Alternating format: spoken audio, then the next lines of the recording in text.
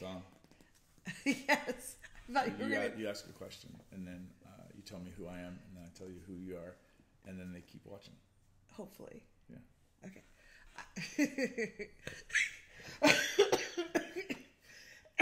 It's hard to soar with eagles, people. That's all I'm saying. That's all I'm saying. If you're running a play party and you have too many single guys show up, what do?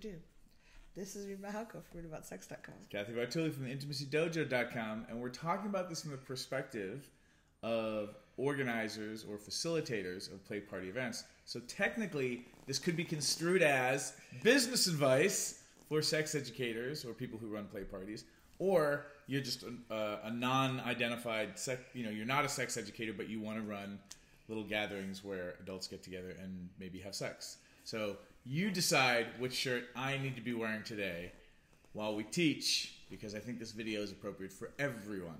Yes. So you can run play parties and charge money for people to be in the space. Mm-hmm. It's very important. I've learned not to charge for the play party, but charge for the space and the food or whatever, mm-hmm. because you're not guaranteeing that anyone will have any connections. You're not guaranteeing sex. You're not selling sex. But you are you're organizing. You're trying to pay for the space. Yes. Okay. Or you can just decide to have some friends over to play, mm-hmm. and that's really fun. But you can't always control. Some people do try to gender balance. Mm-hmm. I find that really challenging to do because half the time people cancel last minute, or someone wants to bring a friend, and so you're juggling a lot. I tend not to do that, but I will sometimes cut off people. Like there's only so many tickets for different genders, just to try to bring it somewhat close. Because most people feel more comfortable when there's even distribution of male identified, female identified, or genders, or however you want to identify with, men and women, or this or that. Yeah, but I had a play party a couple weeks ago, and there were more men than women, mm-hmm. And there was some tension because I could feel the disappointment for the guys that came in, and it actually worked out well. Everybody seemed to have a really good time. Some of the women were very generous and enjoyed the fact that there were lots of friendly candidates. So some people that works out great. Yes. But when they were coming in, I could feel the disappointment of people. They're mm-hmm. Kind of looking around going, oh, wow.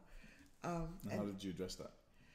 We went through the opening circle with Monique Darling, and I ran the opening circle. Mm-hmm. And I talked about the fact that it's just really cool to be at a play party, and that if you kind of connect and have a good time, that leaves you with that, using that time in a really good way. Mm-hmm.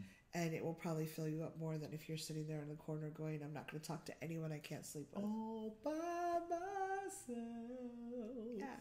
And one of the participants, he was amazing. I think it was his first play party, but he said that he had the belief that people would ignore him and cut him off, mm-hmm. and that he was just going to be with that feeling. And he had such a good time, and he was really fun to be around him. Because he was just like, okay, I'm announcing this now. I'm probably not going to play with anyone, but I just want to be with my feelings of not having connection.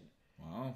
And he was like, for a while, he was just sitting there, but he would talk to people if they talked to him. Mm-hmm. And then, he was dancing just by himself, being with his body. And it was really fun, really very present. And then some other people were kind of feeling lonely. He invited them to dance too. And it was just a really beautiful connection. Wow. And you could tell, he was people really connected deeply with him because he was just being with his emotions through the whole night. Now, for those of you who think that might be hokey, I can already feel you thinking this.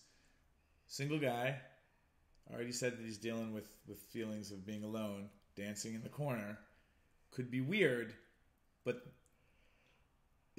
because he shared the vulnerability piece, yeah. and for those of you who've never been to a play party, the interesting things happen when we confront or name the social weirdness that might be in the room. Mm-hmm. And if you think about play parties as being like a 7th grade school dance mm-hmm. on steroids, all our 5th grade, 6th grade, 7th grader, I'm not going to fit in, nobody's going to like me. Even for the popular kids, oh my God, what if this is not the night where I'm popular?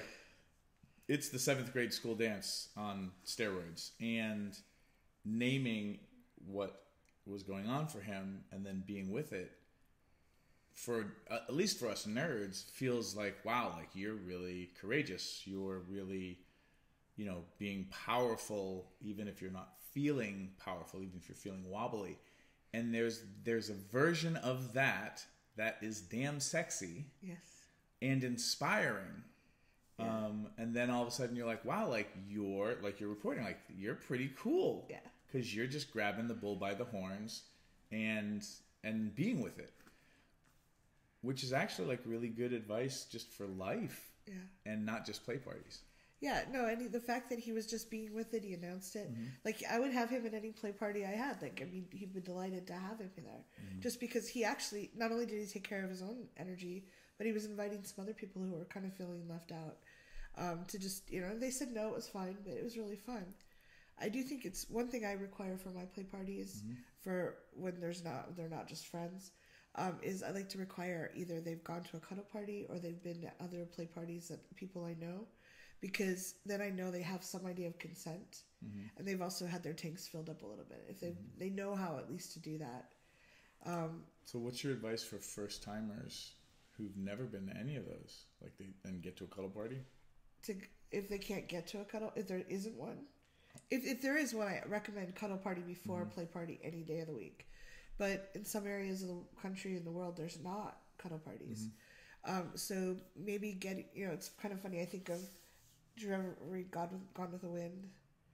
Scarlett her nanny would have her maid would have her eat something before she went to the dinner because she wouldn't be starving and she would be polite.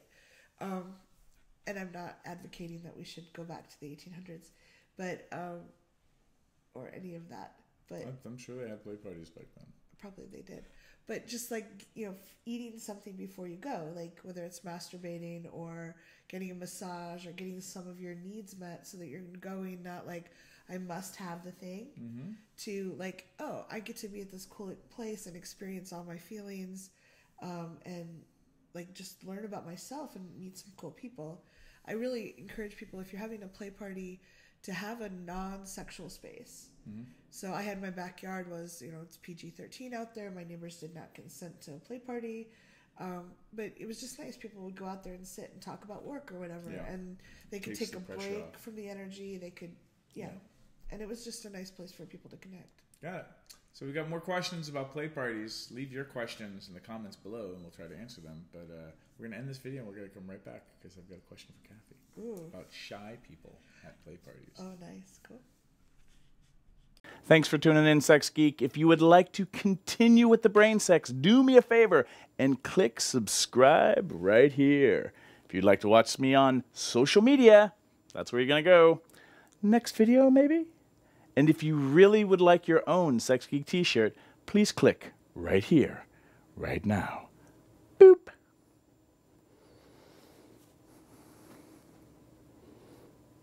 No, really, like...